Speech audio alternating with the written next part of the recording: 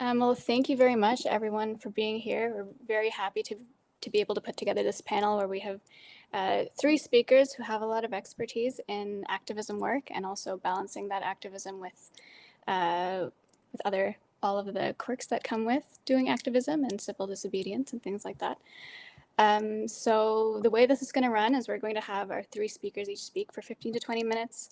And after each speaker is done speaking, we'll have a question session, and everyone is invited to share their thoughts, share any questions, and take the dialogue in any direction that feels intuitive.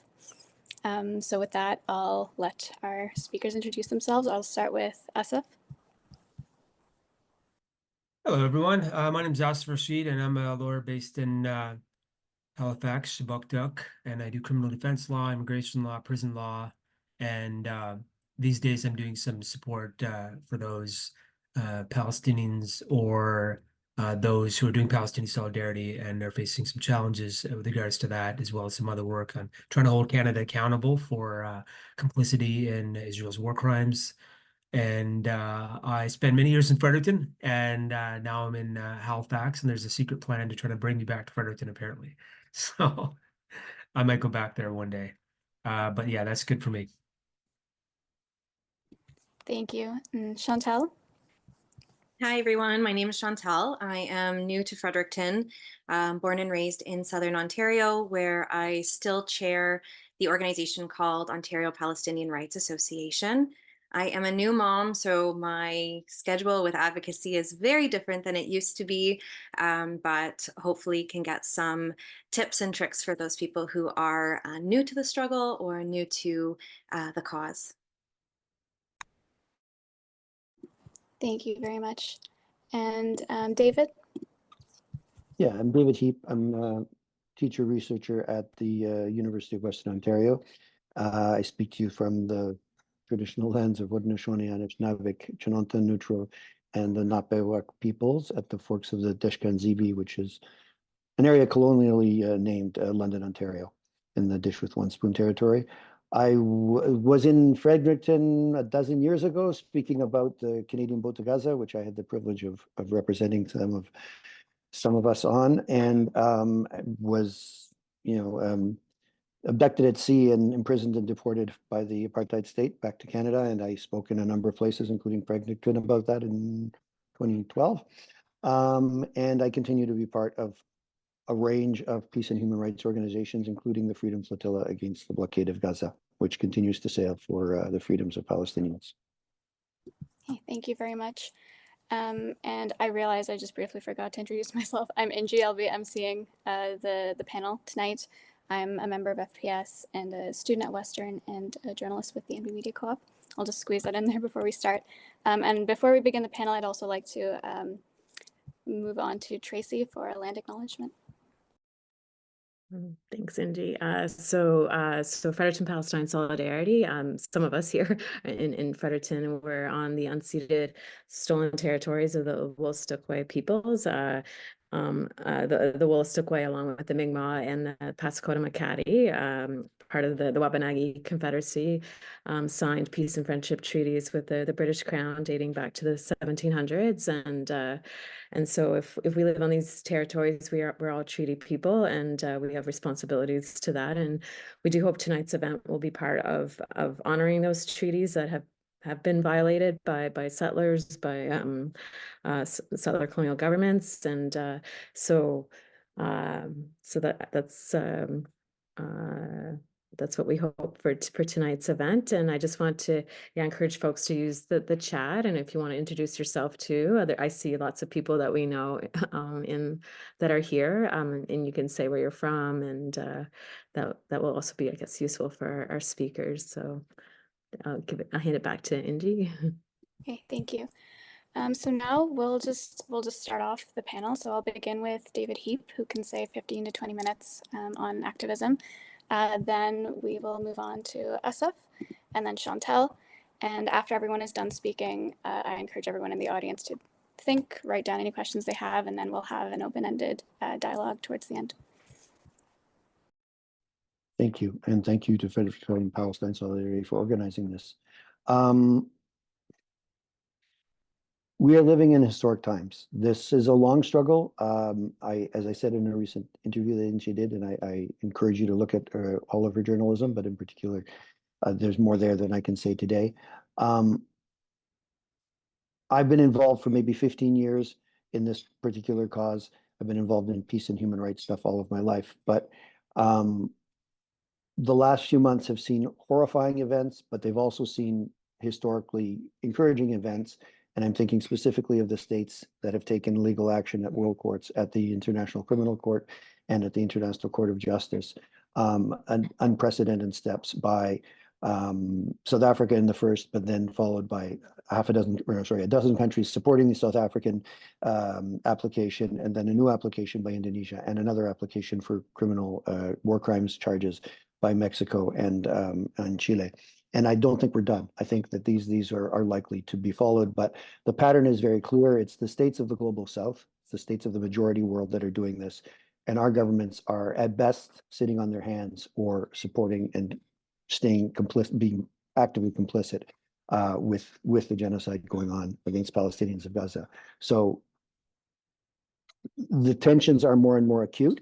And the role of those of us who happen to be living in the global north, wherever we happen to come from, settlers like me, other people here, is to try to move the dial in the countries where we live. When we sail in the Freedom Flotilla movement, those of us who have for a dozen years or more now been challenging the blockade of Gaza, which is an ongoing war crime, right? The blockade of a civilian population is collective punishment. It is clearly illegal under international law.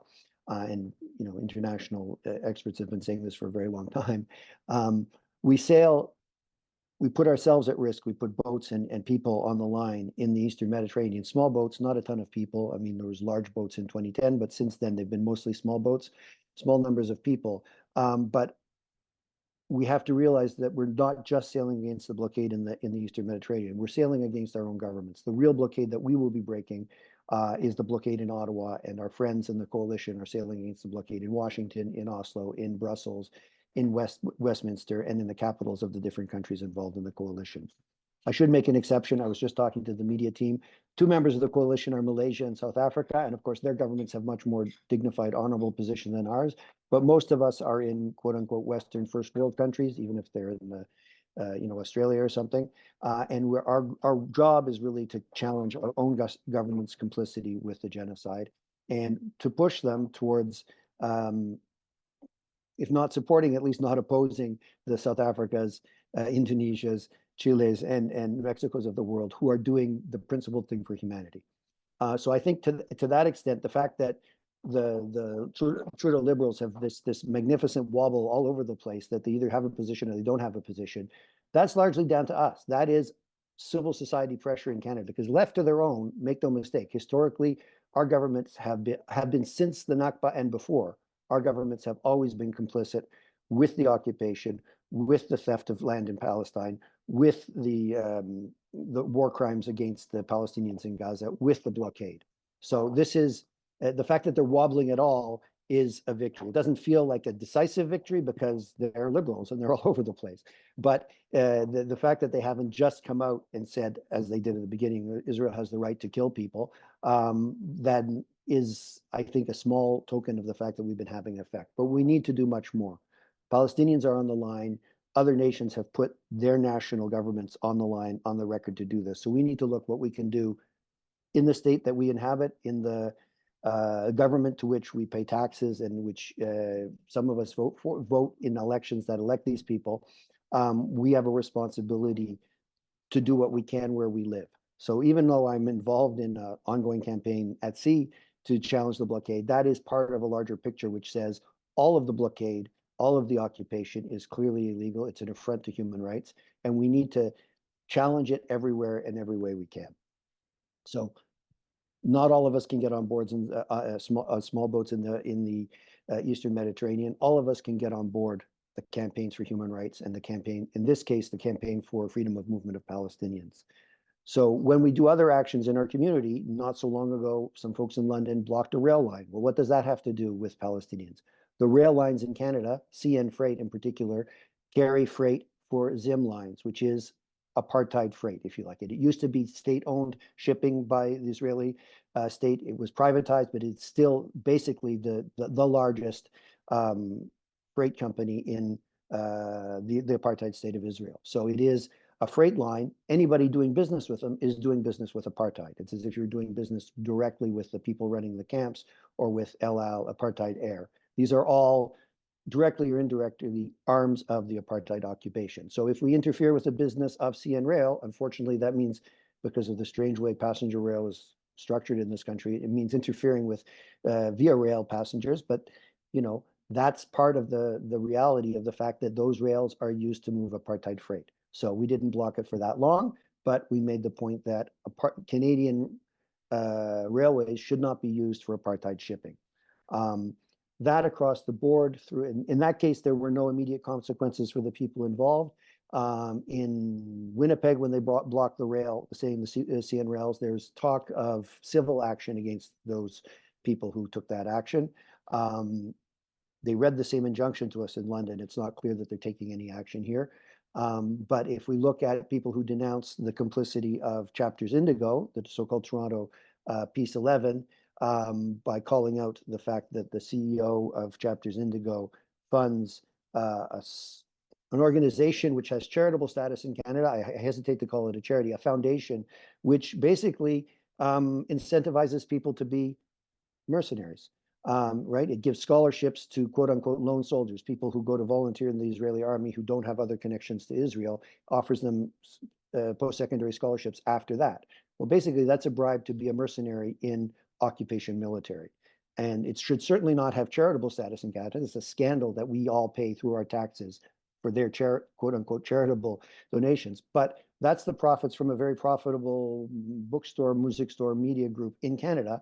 And absolutely, they should be the target of boycotts and public shaming.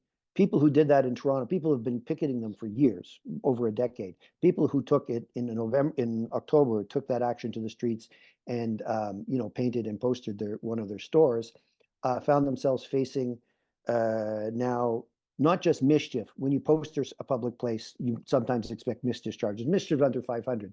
They called it mischief over 5,000, which suggests to me Chapters Indigo has the most expensive cleaners in the world. If they spent more than 500 cleaning that up, I can't understand how. But more seriously, they have also added to those criminal harassment and criminal conspiracy charges, which are over the top, and criminal harassment charges against the CEO of this corporation, which is, as I said, supporting mercenaries.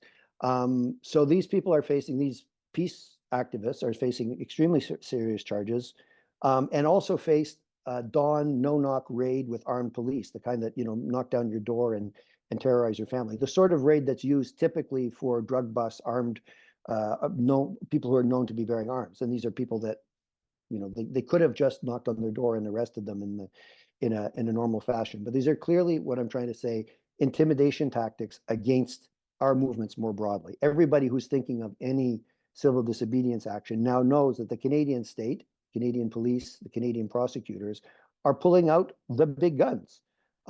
Because, quite frankly, I read this as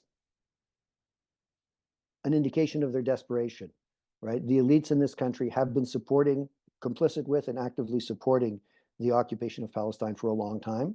They see that the world is turning against it. Canadian public is turning against it. Quite frankly, lots of people in Canada say this is more than enough. I was going to say enough is enough. This is more than enough is more than enough. It's far too much killing, far too much targeting of civilians in Gaza, Palestinian civilians in Gaza, far too much targeting of Palestinian civilians throughout occupied Palestine. And so we are turning to lots of forms of small and large, more and more militant action, more and more civilly disobedient action. People have been shutting down weapons facilities across southern Ontario and parts of Quebec. There are weapons factories or arms-related military exporters to Israel in various parts of the country, and they're increasingly coming under scrutiny. So as we step up, I think it's not surprising that the state steps up, and we have to be prepared for that. We have to be prepared that the stakes will be higher. The stakes are very high for the Palestinian people in occupied Palestine, particularly throughout occupied Palestine, and particularly in occupied Gaza. So we have to step up as we can. When we do that, and I mentioned this in the interview with INSE as well, when we step up, there are roles for all of us. And, you know, as I said in that interview, somebody like me is perhaps the least, there's precarity in the title of this talk, right? I'm perhaps the least precarious person. You know, I'm white and male and cis hetero, and I hold a tenured job, and my people have had quote unquote Canadian citizenship and passports for longer than there's been a Canadian state, right? In the so-called Canadian state. So if people like me have to be ready to take a risk, because everybody else, many other people are much more vulnerable. Some of the people in the Peace 11 in Toronto were similarly, if you like, privileged, and yet they got the nasty surprise of the no-knock raids early in the morning. Not everybody can take those risks, and we understand that. And when we sail, for example, diaspora Palestinians have been on board our voyages. They don't go on the final leg towards Gaza, from our last port towards Gaza. But we had Palestinians from Europe, Palestinians from New Zealand, Aotearoa, on the voyage, and they spoke very powerfully in all of the ports about the importance of sailing towards Gaza. We did have a Palestinian from Haifa, from 1948 Palestine, on the voyage I was on. And for me, it put it in very sharp focus that what we were doing is not about people like me sailing towards Gaza. People like me were accompanying towards Gaza, Majd Kayal from Haifa, a young Palestinian, steering a boat when he did this interview under a Palestinian flag towards a part of Palestine where he couldn't travel. It's like 90 kilometers from his home to Gaza, but he can't travel to Gaza because of these absurd and obscene restrictions on freedom of movement that all of occupied Palestine undergoes. So I'm sailing, and I continue to sail to accompany Majd and millions of other people like Majd who need to sail towards Palestine, who need to be able to enter, move around, leave, and return to their country, all of their country, without colonial roadblocks, blockades, restrictions, checkpoints, all of that nonsense. So that's the reason we need to do it. But we also need to realize, we thought when we were kidnapped at sea and imprisoned in full form, he was at risk. In fact, as a citizen of the Israeli state, he wasn't at risk. He had his passport confiscated, but he was actually freed very quickly. We need to think about, in all of our actions, who is more vulnerable and who is less vulnerable. At an earlier action, I'll just give you another example, and then I'll shut up. When we were in Cairo for the Gaza Freedom March, a year after Cast Leg, so 2009-10, I was with a group that included many young Palestinian Canadian students. And I remember Firaz saying to his mother on the phone, she was worried because she saw him on the Al Jazeera broadcasting. She said, "No, Mom, they heard my Palestinian accent. The Egyptian cops stopped me, but then they saw my Canadian passport and they let me go." Right? So that's a case where the Canadian passport helped him. A few years later, another Canadian Palestinian friend was also trying to get to Gaza, and it didn't help him. And Tariq Lubani and another Canadian ended up in an Egyptian prison, a very scary place, for 7 weeks before the international campaign to free John and Tariq got them out again. So who is vulnerable and who is more vulnerable vary situationally. It's different in every situation, but nobody needs to feel like I need to be the one on the front line. There's always a role behind the front line, behind the front line, right? For everybody who is in the front line, you know, on a boat, blockading a plant, putting up a poster on a billboard or whatever, there have to be people behind them who are bringing them supplies, who are doing the logistic work, who are doing the media work, who are doing the legal support, who are doing the jail support, who are raising funds for all of these actions, for raising funds for bail, who are very mundane things. When I do an action now, and 12 years ago, I didn't have to think about it. Right now, I have a dependent family member who needs care. And so when I went to blockade a weapons plant in Southern Ontario, I happened to know that there was a PSW who would look after her, put her in, make sure she got to her day program. When she got back from the day program, a neighbor, a sympathetic neighbor, was there. Some other comrades from People for Peace and Independent Jewish Voices London were there as backup in case things went sideways and I didn't go back. So we need to think of ourselves as embedded in communities. Somebody's got to be there to pick up the kids or feed the pets or call in sick at work or whatever it is when we take these actions. So my message is that, yes, we all need to step it up. We don't all need to do the riskiest actions, and the risks are getting higher because the Canadian state and all of the people who are collectively complicit with the occupation are getting more desperate. So they will be more severe in their reactions in the coming times, just as we in our community step up more for Palestine. But we have to step up as communities and not just as risk-taking individuals. And so I'm going to shut off my camera briefly, but I am listening. And that was about the time. Thank you very much. So we'll move on to Chantelle next. And again, after all the speakers are finished, we'll open up the floor to questions. Thank you. Hi, thanks, Inchi. I don't think I even mentioned that I was Palestinian in my introduction, which is something that I don't know why I don't do in spaces, which I need to start doing more. But thank you, David. That was really inspirational what you were talking about. And talk about mundane actions. What I'm basically going to talk about is definitely more of the mundane stuff that people on the ground who aren't able to do the really cool and exciting stuff I wish I could do, but now I have a child, so I can't. But there is so much other work that really does need to be considered. Just to backtrack a little bit about me before we get into it. So I was born in Southern Ontario, but both of my parents came from occupied Palestine to Canada when they got married. When I was born into Israeli citizenship. So we are Arabs of 1948. However, my family is still there outside of Haifa, and they've been there for generations.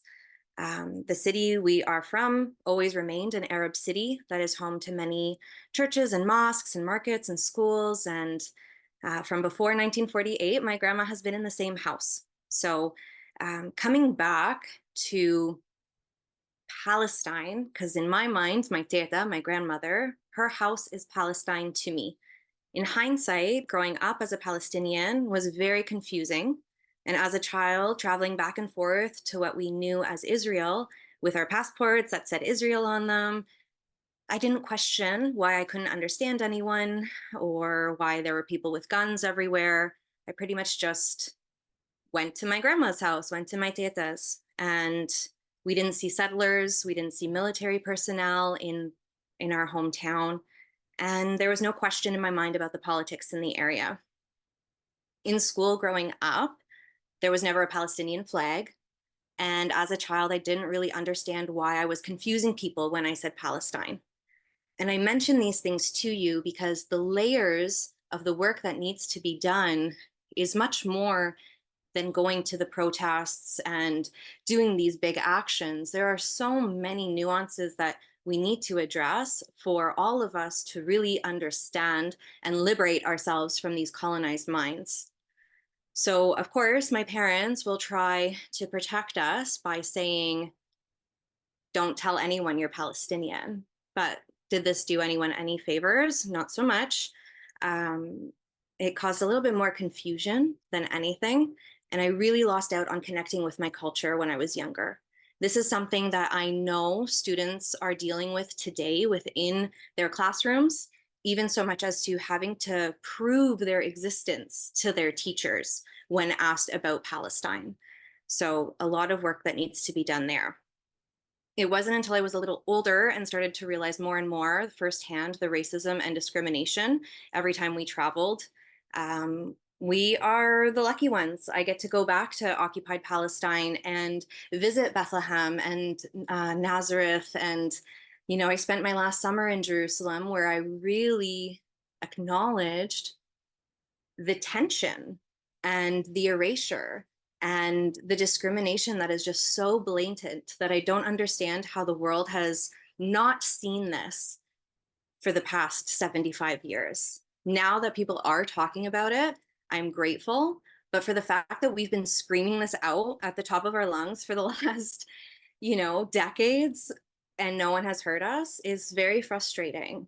It wasn't until I was a little bit older that I really started to dive deep into my advocacy for Palestine, attending some of my first protests about 15 years ago, and then seeking information ever since. This led me to my work with the Ontario Palestinian Rights Association, which I'll refer to as OPRA, don't confuse it as Miss Winfrey, because obviously we don't deal with Zionists in my world, but I joined Oprah to really help with the small grassroots community that was trying to raise awareness and trying to advocate for the people of Palestine. No one was Palestinian in the group, though. I was the token Palestinian. So it really did show me that a lot of us, a lot of Palestinians in the diaspora, are scared to speak up and are nervous to ruffle feathers and have been under this almost fear and intimidation tactics for so long that we struggle with speaking up. And that's why it's so important, as David was saying, to really amplify those voices and to raise awareness of those intimidation tactics. I was always within the nonprofit sector, so this was a really natural fit for me to use my experience to help advance the cause. Our work really consisted of approaching our politicians, but our politicians are notorious best friends with Israel, and so our information was never really met with much interest. So we decided to go the route to approach them with the No Way to Treat a Child campaign that was started, I think maybe about 8 years ago or so. And at the time, we thought that politicians could not say no when we told them what was happening to children. So we discussed the reports that highlighted the illegal military detention of children within Israel, how over 500 children were detained every year, some without cause, and most experiencing physical abuse, sleep deprivation, starvation, even solitary confinement for up to 3 months at a time, which is something that not even adult prisoners were experiencing anywhere in the world. When we partnered with an organization that represented children within detention centers, they are called Defense of Children International Palestine, we hosted a number of webinars with them. And we featured one that really connected the dots with the Indigenous struggle and the systemic tactics that were used in the settler colonialism in Canada that are being seen in occupied Palestine. Essentially, it's a system where you take someone's children, the parents are enraged, and the system or the community will collapse. Very common tactics to destroy these colonized areas. In most settler colonial regions, you will see that the children are the ones that are mostly abused or taken, and it really does lead to the self-destruction of the community. Anyway, long story short, we partnered with DCIP to submit a brief to the International Human Rights Committee. This probed an investigation of treatment of children within the Israeli military detention centers, but it was never picked up by our government. No questions there. Both times we submitted the brief, it was denied. One time especially because the chair of the board was our good friend, Erwin Kotler. So of course it was gonna be denied. But if anyone is interested in this brief, it is available. And of course, this is all stuff that happened before October 7th. So it's all information that can be used now to discuss the treatment of children, which is even more relevant because of the arrests in the West Bank. To make matters worse, DCIP was also investigating the case of rape of a 14-year-old boy who was arrested in Israel. And the US Senate caught wind of this. And before you know it, the offices of the DCIP was raided and the computers were confiscated. Shortly after, DCIP with 5 other organizations were deemed as terrorist organizations within the state of Israel. So why am I telling you all of this? By speaking up and hosting these public opportunities with organizations, speaking up on my social media, continuously advocating for Palestinians, we as Palestinians within the diaspora are not only putting ourselves at risk, but we are targets for this intimidation. Not a day goes by where someone from CIJA, B'nai B'rith, Friends of Simon Wiesenthal, they're always looking at my LinkedIn profiles or sending messages. There's lots of intimidation tactics against the Palestinians who are speaking up. Not a day goes by as well where I wonder what it'll be like when I travel back to Palestine, or what it would be like for my husband and child who do not have Israeli passports. But for that to be my biggest concern, what a privilege. We are safe. We have the luxury of turning off our phones, of holding our children at night and knowing that we are going to wake up in the morning in one piece in our safe homes. And I realize that if I do not risk my comfort or my privilege, I am not doing enough for the people who are suffering, not only for the past 109 days, but for the past 75 years. And it's gotten easier for us to speak up. The tides are changing and the perspectives are evolving. More and more organizations are asking for support in so many ways, including the mundane tasks that were mentioned before. And no matter how you can get involved, it's single-handedly the responsibility of the privileged to participate in this. And by privileged in this case, I simply mean anyone who sleeps at night and wakes up in a home with running water and electricity. I say this not to make anyone feel guilty about their efforts in this cause. I say this to enforce that this work is not a trend, but the collective liberation of oppressed people around the world will be a conscious effort every day by the privileged. And there is so much work to do. I'm going to show you a quick graphic from the Slow Factory. Well, maybe I'll do it just in a little bit. Actually, no, here, let me do this now. This relates to what David was talking about. If you're not following the Slow Factory, it's a really great page that shares a lot of really great resources about basically oppression all over the world. So these callings and roles for collective liberation, there is space for everyone. There is space for everyone to participate in whatever capacity they can participate in. For myself right now, as a mom, I am worried about the school systems. So what am I doing? I'm calling the school boards almost every day to leave my concerns about how CEJA, B'nai B'rith, Friends of Simon Wiesenthal are all Zionist lobby groups who are teaching our children about anti-Semitism and anti-racism. How is this allowed? If you are someone who doesn't like to maybe call people and communicate with people, maybe you are good at graphic design and you can make these resources for other people to call people. Like, there is something for absolutely everyone in this struggle. And at the bare minimum, if you are unable to provide your time, the most powerful thing you can do is use your dollar.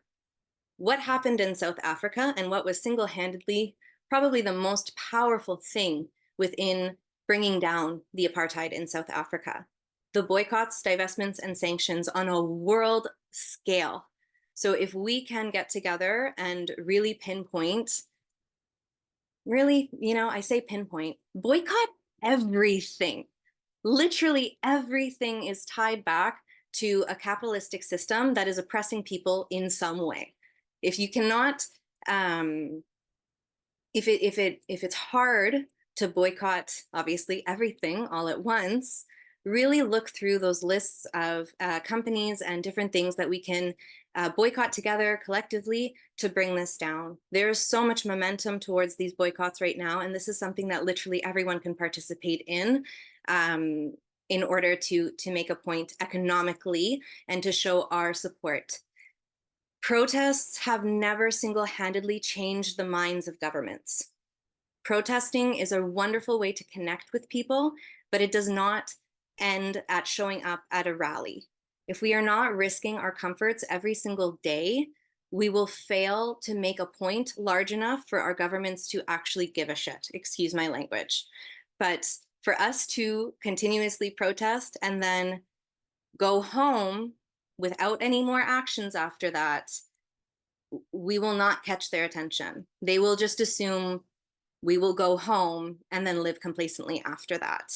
I want to recommend a couple books before I stop talking. One of them, which was written by a number of activists within Canada, it's called Advocating for Palestine Within Canada.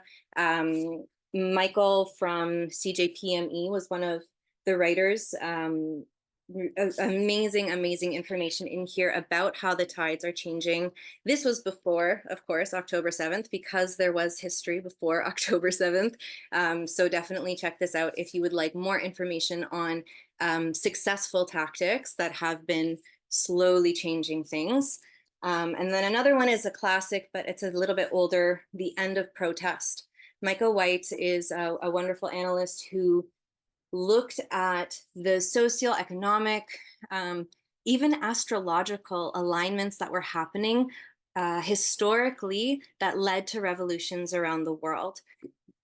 He really does pinpoint that protesting is a form that we will do every single day in our own way to make a difference, instead of showing up on the streets, getting in our car, stopping at Irving to get gas, stopping at Tim Hortons to get a coffee, coming home and shopping on Amazon, and doing the things that we usually do. There is disruption in every single thing that we do, and we really need to hone in on that.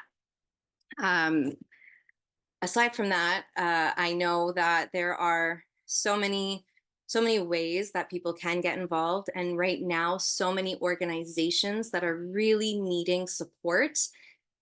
The main focus for our allies is to center those Palestinian voices, amplify those Palestinian voices, and ensure that we are not coming from colonized minds when we are entering those spaces. So please give yourself grace, allow yourself to unlearn what you think you know, and come into those spaces ready to center those voices. Because we have been quiet for so long out of fear and intimidation.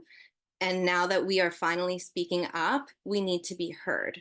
So I really appreciate your time. I hope that was useful for people who are getting involved with what is happening today. And hopefully, collectively, we can really show our solidarity around the world to end what is going on. Thank you. Thank you very much, Chantelle. And I apologize. I realized I did swap the order of speakers there. We'll move on to Asaf as our last speaker. Thank you. Thanks for hosting this Fredericton Palestine Solidarity, and thank you to David and Chantelle for just amazing work and comments. Lots to think about. So in addition to what I already mentioned in my intro, I also do workshops. Some people call them Know Your Rights workshops. I changed the name to Navigating Direct Action in more recent workshops that I've done, because I don't want to end up doing these workshops such a way where it intimidates or scares people about potential consequences of getting involved in protest actions and the possible legal consequences. The reality is pressure does require taking risks, and risks often put you in the territory where you could end up with criminal charges. That's the reality. And it's about what David mentioned. There's communities that do things together, people supporting each other. Chantelle also drew on that. Many people could do many different things depending where their skills lie, and it's communities supporting each other that can support some who may be taking greater risks. So I won't dive too much into that, to that any further, but I can offer, if folks down the road, Fredericton Palestine Solidarity, would be interested in a workshop, we can talk about that. So I want to get into just some of this context around just repression in Canada as a whole, and basically what we're seeing now. And David got into a lot of that. And actually, some of the things I was going to say, a lot of it was already covered by David, so maybe I won't take very long, which is great. I don't mind that at all. Basically, we're seeing ongoing actions, and it's not going to stop. People are going to keep doing action. People are going to keep perhaps taking escalating actions to apply more and more pressure to pressure Canada, to pressure companies in Canada to stop shipment of weapons, to effectively stop the apartheid regime, to stop the genocide. We're going to see it ongoing. And we're seeing ongoing repression from the Canadian state and from companies. And one thing that's very important, I think, to keep in mind is it's not about, is this legal or not, per se.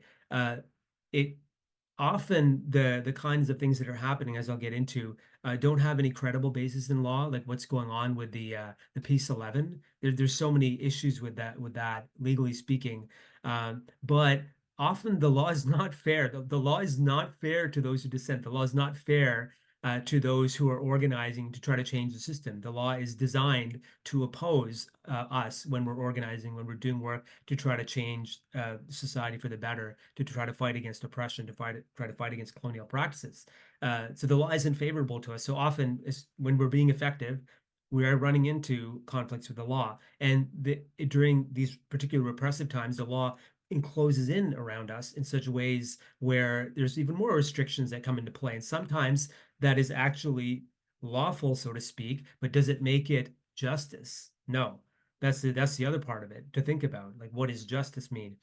So what we're really seeing now is we're seeing power politics apply. We're seeing a very powerful Zionist lobby pressuring for the application of criminal laws in a very extreme sort of way, and other laws as well, such as injunctions, to try to extend the reach of them. These are existing tools, but it's extending the reach of them by those that have power. It would be very foolish and ahistorical and incorrect to suggest that laws in Canada, again, have supported dissent. That the history is rife with examples of how people have been repressed in Canada from organizing. In fact, in 1937, there was something called the Padlocks Act. It went for 20 years from 1937 to 1957, and it was in Quebec. And it made it illegal to have any kind of a place which was producing communist propaganda. You could have this property locked, and it would be locked for a whole year. Anyone found after having been had this enforced on you to be producing communist propaganda could spend a year in jail. This was law in Canada from 1937 to 1957 to try to stop communism or Bolshevism at the time, and it was around for 20 years. It took a long time and a battle at the Supreme Court of Canada to defeat it. So, to the point, history in Canada has shown that laws in Canada will be used to try to stop people from organizing and trying to change society. So, what is the counter to this? I think the counter has already been mentioned by those who spoke before me. It's to keep organizing. It's to have support in communities. It's to make sure people aren't alone. It's to make sure that when people are doing things perhaps to challenge the law or are taking more militant forms of action, that there's various forms of community support around them. There's fundraising to support potential legal cases.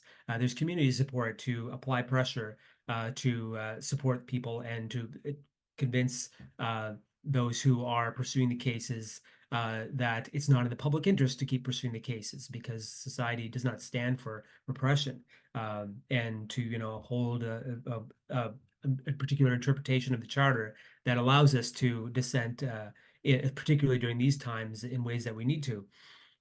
So I'm not telling anyone to break the law here. I have to be very clear on that. I'm a lawyer and I can't tell people to break the law. I can't counsel breaking the law, and I'm not doing that. I'm merely having a discussion about the nature of the system. We all know that, don't we? Thank you. That's my disclaimer. So there have been a number of actions that David got into, some of them that have happened where we've seen people face repression. Some of it's criminal, some of it is not necessarily criminal, but it's various forms of being targeted and facing repression. And I can put in a chat here. There's a site which has a number of examples in Canada of, in Ontario of actions that the state has taken against people who are doing Palestinian solidarity. There's a pretty big list there. And I think those are mostly focused in Ontario. So I'm just going to talk about some of those, but also about cases that aren't necessarily in Ontario. So in Shabuktuk, that's the Mi'kmaq name for the colonial place called Halifax, Yara Jamal, Palestinian Canadian journalist with CTV, who was wrongly fired back in October for expressing herself not on work hours, off work hours, was involved in the community, has been involved in the community in organizing for Palestinian solidarity, and was interviewed off work hours and said Jews can exist, but Zionist ideology cannot, as part of a much larger statement that was taken out of context. But still, that alone, even that cut and paste, there was absolutely nothing wrong with that whatsoever. You shouldn't be able to fire someone for that. But what happened? Honest Reporting Canada, which is a group in Canada, an Israeli lobbyist group that seeks to represent Israel in Canadian media. What they actually do is they attack journalists who are showing support for Palestinian people, who are doing Palestinian solidarity. And they attacked Yara Jamal, and they pressured CTV to fire her. And so she made a statement which is completely within her rights. There's absolutely nothing wrong with it. What she said was not in any way discriminatory. She's criticizing Zionism, which is a colonialist, racist ideology. And there's absolutely nothing wrong with doing that. In fact, more people need to do that. And she was also at a rally where the slogan "From the river to the sea, Palestine will be free" was said. At a rally where the slogan was said. This was another concern with her. So is there a legal basis for this firing? In law, is this firing supported? No, it's not.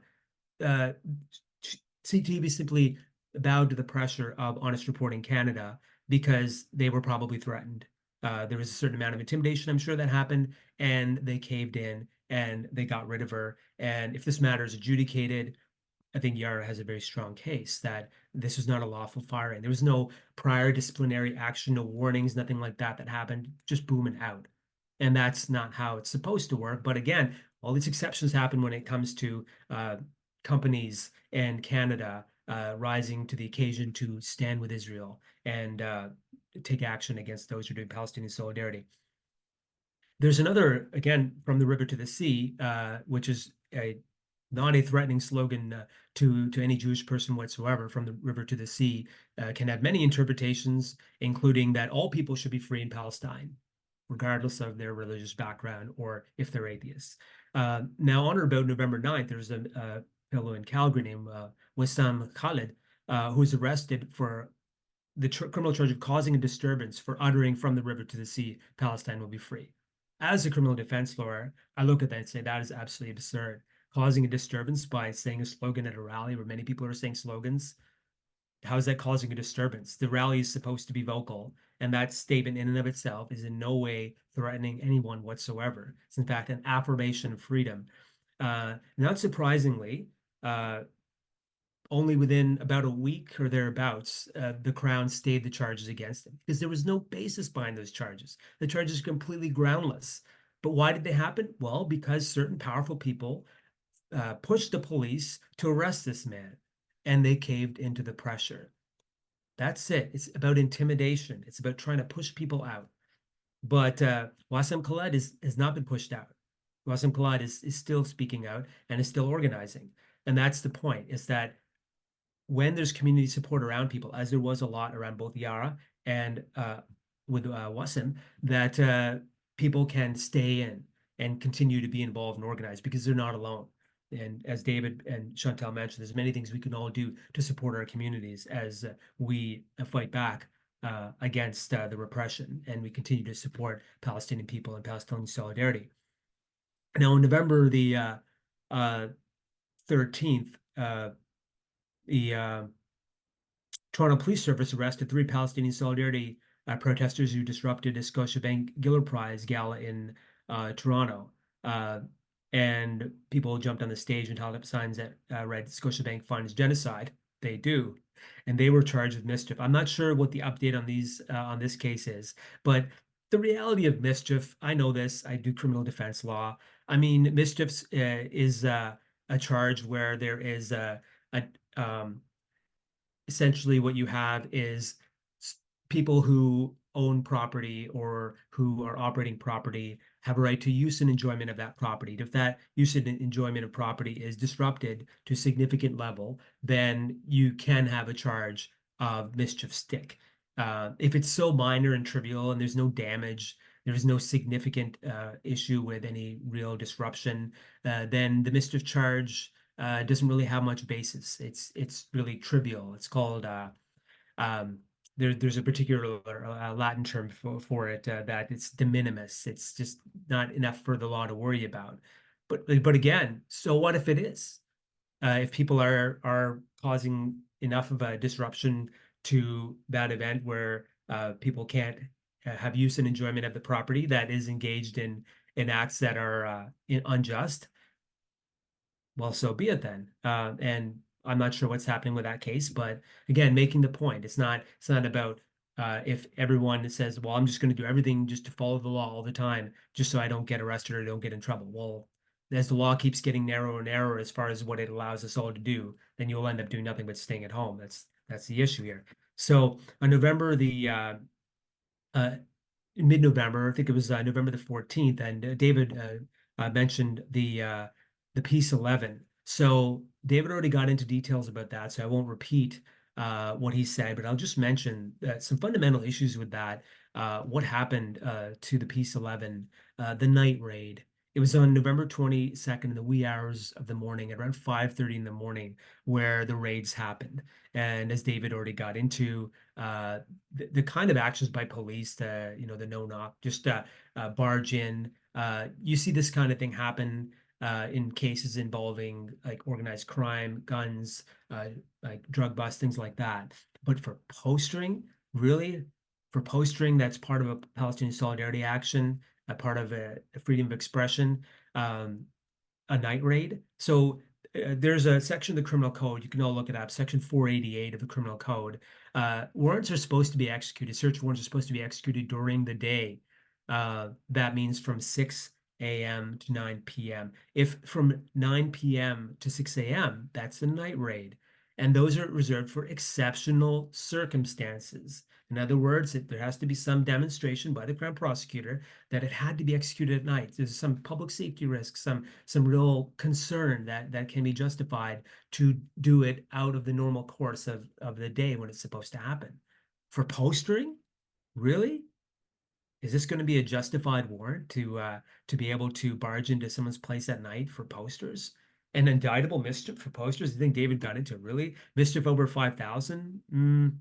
Yeah, good luck with that. Prosecutor is going to have an interesting time trying to demonstrate $5,000 worth of damage for posters. So everything is just trumped up in this case. So I'd say these charges, highly problematic is what has happened here. Everything has gotten escalated. Again, I think it's because certain powerful actors within the Israeli lobby in Canada have pushed the police to take harsher action and to implicate what people did as part of a hate crime. Well, they're legitimately pointing out that the Hesig Foundation for Lone Soldiers is incentivizing the participation of non-Israelis to serve in the Israeli occupation forces, which are currently engaged in genocidal campaign. Absolutely, there's a reason to raise concern with that. And in fact, the Foreign Enlistment Act in Canada actually prevents the recruitment of soldiers for a foreign military from within Canada. That's actually not allowed, but oh well, it's Israel, so I guess they can get away with anything, really. I'm being sarcastic. I hope it's obvious. And David mentioned something else I think is important to note, like this whole idea of a charitable status. So there is law on this. Again, this exceptionalism for Israel is just so rampant. It's just absurd. Where when it comes to charitable status in Canada, there's a certain set of rules for what it takes to maintain charitable status and what can an entity do to doing something that's not charitable, and something that has been defined under the Canada Revenue Agency policies as not charitable is supporting a foreign army. So, Hesig Foundation, is it charitable? Nope, not supposed to be. How did that get by the law? That's something that is going to be challenged more and more so as the days go by, and I'm sure you'll hear updates about that. But there's real problems with it. So that it's not supposed to have the charitable status, but it's able to. So again, certain tax revenues are not even being collected by Canada for these monies, and it's being scuttled off to support the so-called lone soldiers.